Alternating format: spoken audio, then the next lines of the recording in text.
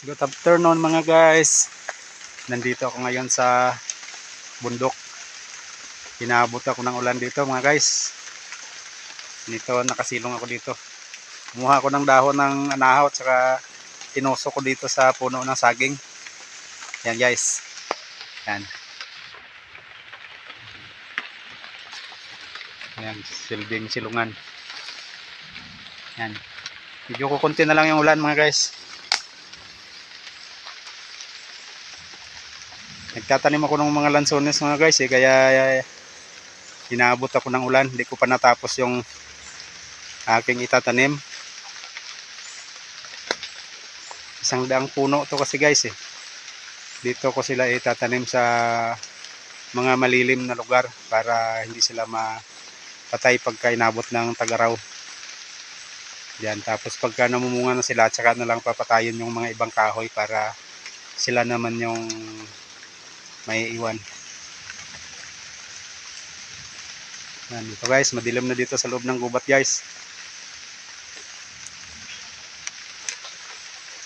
Yan guys, may isang malaking puno dyan guys na ano yan, yung durian. Malapit na din yan mamumunga.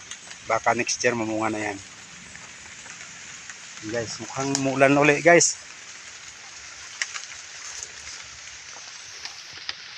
Silong muna tayo. Yan guys, yung bubong ko. Yan. Dahon ng anahaw. 3 piraso, ang kapal. Kaya hindi ako mababasa pagka dito lang ako sa baba niya.